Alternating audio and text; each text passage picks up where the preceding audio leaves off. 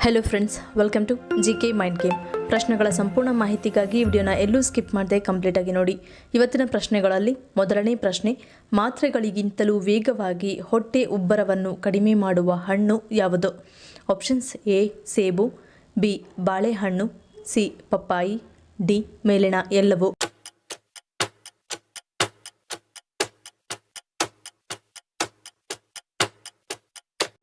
ಸರಿಯಾದ ಉತ್ತರ option D ಮೇಲಿನ ಎಲ್ಲವೂ. ಕರುಳಿನ ಬ್ಯಾಕ್ಟೀರಿಯಾವನ್ನು ಉತ್ತೇಜಿಸುವ ಮತ್ತು ಮಲಬದ್ಧತೆಯನ್ನು ತಡೆಯುವ ಕರಗುವ ನಾರು ಪೆಕ್ಟಿನ್ ಅನ್ನು ಹೊಂದಿರುತ್ತದೆ ಸೇಬು. ಹೆಚ್ಚಿನ ನೀರಿನ ಅಂಶದಿಂದಾಗಿ ಬಾಳೆಹಣ್ಣು ಹೆಚ್ಚುವರಿ ದ್ರವಗಳನ್ನು ಹೊರಹಾಕಲು ಮತ್ತು ಉಬ್ಬುವುದನ್ನು ಕಡಿಮೆ ಮಾಡಲು ಸಹಾಯ ಮಾಡುತ್ತದೆ. ಕಿವಿ ಹಣ್ಣು ಜೀರ್ಣಕಾರಿ ಕಿಣ್ವಗಳನ್ನು ಹೊಂದಿರುತ್ತದೆ ಮತ್ತು ಫೈಬರ್ನ ಉತ್ತಮ ಮೂಲವಾಗಿದೆ. ಇದು ಜೀರ್ಣಕ್ರಿಯೆಗೆ ಸಹಾಯ ಮಾಡುತ್ತದೆ ಮತ್ತು ಮಲಬದ್ಧತೆಯನ್ನು ತಡೆಯುತ್ತದೆ. ಇನ್ನು ಪಪ್ಪಾಯಿ ಪ್ರೋಟೀನ್ಗಳನ್ನು ಒಡೆಯಲು ಮತ್ತು ಜೀರ್ಣಕ್ರಿಯೆಗೆ ಸಹಾಯ ಮಾಡುವ ಕಿಣ್ವವಾದ ಪೆಪೈನ್ ಅನ್ನು ಹೊಂದಿರುತ್ತದೆ. ಇವೆಲ್ಲವೂ ಕೂಡ ಹೊಟ್ಟೆ ಉಬ್ಬರವನ್ನು ಕಡಿಮೆ ಮಾಡುವ ಶಕ್ತಿಯನ್ನು ಹೊಂದಿವೆ. ಎರಡನೇ ಪ್ರಶ್ನೆ, ಲೈಂಗಿಕ ಕ್ರಿಯೆಯ ಬಳಿಕ ತಪ್ಪಿಯು ಯಾವ ತಪ್ಪನ್ನು ಮಾಡಬಾರದು ಎನ್ನುತ್ತಾರೆ? ಆಪ್ಷನ್ಸ್: ಎ ವಿಶ್ರಾಂತಿ, ಬಿ ಆಹಾರ ಸೇವನೆ, ಸಿ ಬಿಸಿ ನೀರಿನ ಸ್ನಾನ, ಡಿ ಭಾವನೆಗಳ ಹಂಚಿಕೆ.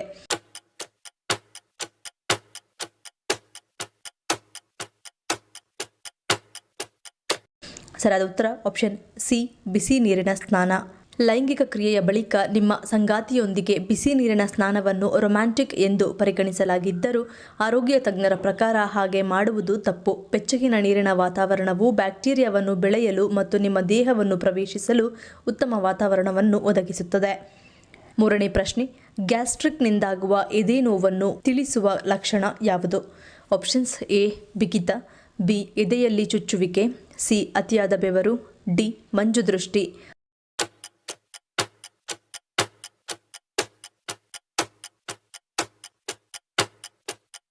ಸರಿಯಾದ ಉತ್ತರ ಆಪ್ಷನ್ ಎ ಮತ್ತು ಬಿ. ಗ್ಯಾಸ್ಟ್ರಿಕ್ ಸಮಸ್ಯೆಯಿಂದ ಬಳಲುವವರಲ್ಲಿ ಸಾಮಾನ್ಯವಾಗಿ ಹೃದಯದ ಭಾಗದಲ್ಲಿ ನೋವು ಕಾಣಿಸಿಕೊಳ್ಳುತ್ತದೆ. ಇದರ ಜೊತೆಗೆ ಇನ್ನೂ ಹಲವು ಆರೋಗ್ಯ ಸಮಸ್ಯೆಗಳು ಕಾಣಿಸಿಕೊಳ್ಳುವುದು. ಅವು ಹೊಟ್ಟೆ ಉಬ್ಬುವುದು, ಹೊಟ್ಟೆ ಸೀಳುವಂತೆ ಒತ್ತಡದ ಅನುಭವ, ಹೊಟ್ಟೆಯಲ್ಲಿ ಗಾಳಿ ಚಲಿಸುವ ಸಂವೇದನೆ, ಎದೆಯಲ್ಲಿ ಚುಚ್ಚುವ ಅನುಭವ ಅಥವಾ ಸಣ್ಣ ನೋವು, ಉಬ್ಬಸ ಅಥವಾ ಅಸ್ವಸ್ಥತೆ, ಉಸಿರಾಟದ ತೊಂದರೆ, ಬಿಗಿತ. ಸಾಮಾನ್ಯವಾಗಿ ಈ ಎಲ್ಲ ಲಕ್ಷಣಗಳು ಗ್ಯಾಸ್ಟ್ರಿಕ್ ಸಮಸ್ಯೆಯಿಂದಲೇ ಹೆಚ್ಚಾಗಿ ದೇಹದಲ್ಲಿ ಕಂಡುಬರುತ್ತವೆ. ದೇಹದಿಂದ ಗ್ಯಾಸ್ ಹೊರಬಂದ ನಂತರ ಇವುಗಳು ತನ್ನಿಂದ ತಾನಾಗಿಯೇ ಕಡಿಮೆಯಾಗುತ್ತವೆ. ಆದರೆ ಹೃದಯ ಸಂಬಂಧಿ ತೊಂದರೆಗಳಾದಾಗ ದೇಹದಲ್ಲಿ ಕಂಡುಬರುವ ಲಕ್ಷಣಗಳು ಕೆಲವು ಇವುಗಳಿಗೆ ಸಾಮ್ಯತೆ ಇದ್ದರೂ ತುಸು ಭಿನ್ನವಾಗಿರುತ್ತವೆ.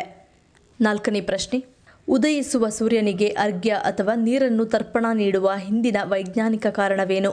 ಆಪ್ಷನ್ಸ್: ಎ ದೃಷ್ಟಿ ಸುಧಾರಣೆ, ಬಿ ದೋಷ ಸಮತೋಲನ, ಸಿ ಮನಸ್ಸಿನ ಶಕ್ತಿ, ಡಿ ಮೇಲಿನ ಎಲ್ಲವೂ.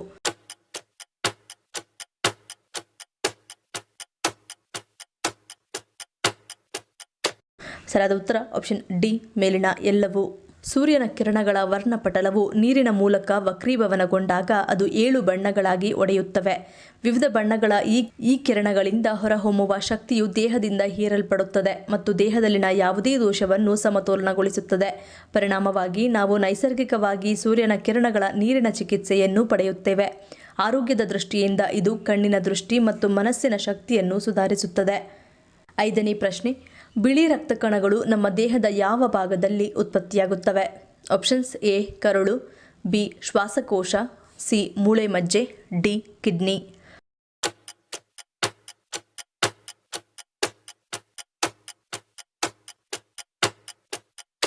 ಉತ್ತರ ಆಪ್ಷನ್ ಸಿ ಮೂಳೆ ಮಜ್ಜೆ.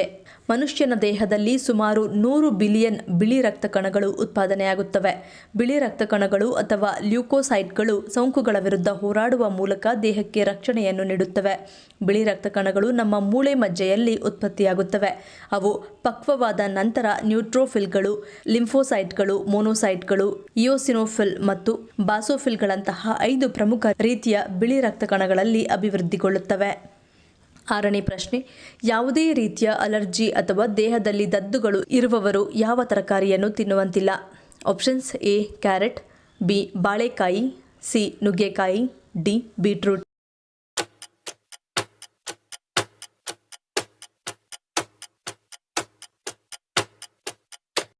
ಸರಿಯಾದ ಉತ್ತರ ಆಪ್ಷನ್ ಡಿ ಬೀಟ್ರೂಟ್. ಚರ್ಮ ಸಂಬಂಧಿ ಕಾಯಿಲೆ ಇರುವವರು ಬೀಟ್ರೂಟ್ ತಿನ್ನುವುದನ್ನು ತಪ್ಪಿಸಬೇಕು. ನಿಮ್ಮ ದೇಹದಲ್ಲಿ ಕೆಂಪು ದದ್ದುಗಳು ಅಥವಾ ಯಾವುದೇ ರೀತಿಯ ಅಲರ್ಜಿ ಇದ್ದರೆ ಬೀಟ್ರೂಟ್ ಸೇವಿಸಬಾರದು. ತುರಿಕೆ ಮತ್ತು ಜ್ವರದಂತಹ ಸಮಸ್ಯೆ ಇದ್ದರೂ ಕೂಡ ಬೀಟ್ರೂಟ್ ಅನ್ನು ತಿನ್ನಬಾರದು. ಮೂತ್ರಪಿಂಡದ ಕಲ್ಲುಗಳಿಂದ ಬಳಲುತ್ತಿರುವ ಜನರು ಸಹ ಇದನ್ನು ತಪ್ಪಿಸಬೇಕು, ಏಕೆಂದರೆ ಬೀಟ್ರೂಟ್ ಮೂತ್ರಪಿಂಡದ ಮೇಲೆ ನೇರವಾಗಿ ಪರಿಣಾಮ ಬೀರುತ್ತದೆ. ಬೀಟ್ರೂಟ್ನಲ್ಲಿರುವ ಆಕ್ಸಲೇಟ್ ಎಂಬ ವಸ್ತುವು ಕಲ್ಲುಗಳ ಸಮಸ್ಯೆಗಳನ್ನು ಇನ್ನಷ್ಟು ಹೆಚ್ಚಿಸುತ್ತದೆ. ಇದರಿಂದ ಜನರ ಸಮಸ್ಯೆಗಳು ಮತ್ತಷ್ಟು ಹೆಚ್ಚಾಗುತ್ತವೆ. 7ನೇ ಪ್ರಶ್ನೆ, ಮೂಗಿಗೆ ಎಣ್ಣೆ ಅಥವಾ ತುಪ್ಪವನ್ನು ಹಾಕುವುದರಿಂದಾಗುವ ಪರಿಣಾಮವೇನು? ಆಪ್ಷನ್ಸ್ ಎ ಗೊರಕೆ ನಿಯಂತ್ರಣ, ಬಿ ಸ್ಟ್ರೋಕ್ ತಡೆ, ಸಿ ಕಫ ನಿಯಂತ್ರಣ, ಡಿ ಮೇಲಿನ ಎಲ್ಲವೂ.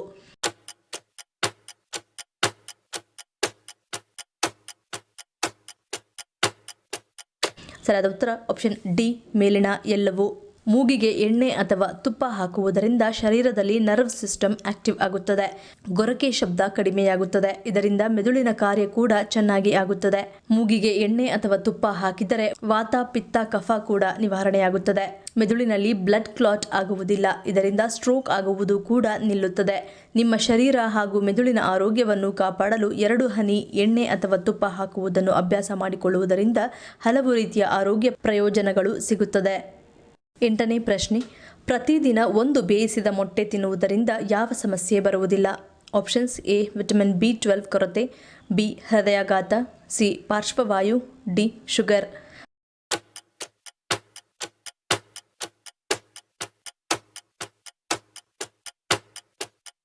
ಸರಿಯಾದ ಉತ್ತರ ಆಪ್ಷನ್ ಎ ಮತ್ತು ಬಿ.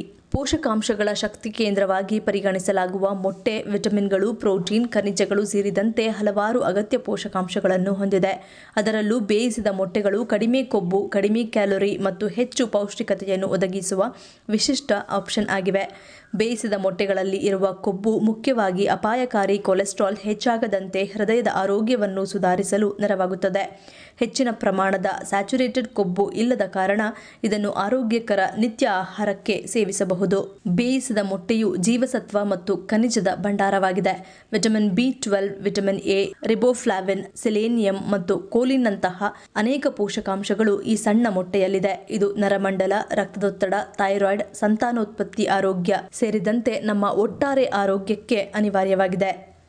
9ನೇ ಪ್ರಶ್ನೆ, ದೇಹದಲ್ಲಿ ಯಾವುದೇ ಕಾರಣಕ್ಕೂ ಕ್ಯಾನ್ಸರ್ ಕಾರಕ ಜೀವಕೋಶಗಳು ಅಭಿವೃದ್ಧಿಯಾಗದಂತೆ ತಡೆಯುವುದು ಯಾವುದು? ಆಪ್ಷನ್ಸ್ ಎ ನಿಂಬೆಹಣ್ಣಿನ ಸಿಪ್ಪೆ, ಬಿ ಬೇವಿನಕಾಯಿ, ಸಿ ಬೇಲದ ಹಣ್ಣು, ಡಿ ಪರಂಗಿ ಬೀಜಗಳು.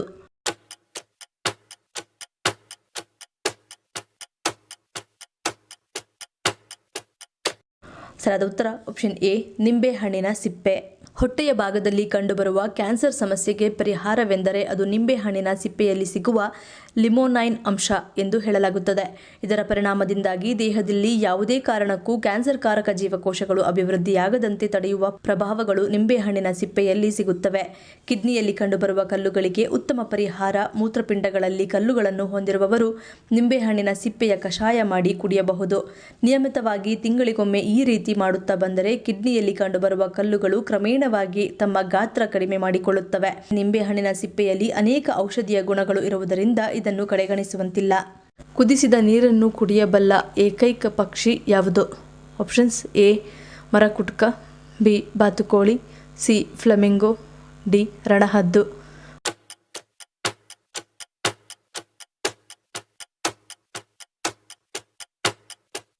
ಸರಿಯಾದ ಉತ್ತರ ಆಪ್ಷನ್ ಸಿ ಫ್ಲೆಮಿಂಗೋ. ಬಹುತೇಕ ಕುದಿಸಿದ ನೀರನ್ನು ಕುಡಿಯಬಲ್ಲ ಏಕೈಕ ಪಕ್ಷಿ ಎಂದರೆ ಅದು ಫ್ಲೆಮಿಂಗೋ. ಇದು ವಿಶ್ವದ ಅತ್ಯಂತ ಸಾಂಪ್ರದಾಯಿಕ ಮತ್ತು ದೃಷ್ಟಿಗೋಚರವಾಗಿ ಬೆರಗುಗೊಳಿಸುವ ಪಕ್ಷಿ ಪ್ರಭೇದಗಳಲ್ಲಿ ಒಂದಾಗಿದೆ. ಅದರ ರೋಮಾಂಚಕ ಗುಲಾಬಿ ಪುಕ್ಕಗಳಿಗೆ ಹೆಸರುವಾಸಿಯಾದ ಈ ಭವ್ಯ ಪಕ್ಷಿಯು ಸೊಬಗಿನ ಸಂಕೇತವಾಗಿದೆ.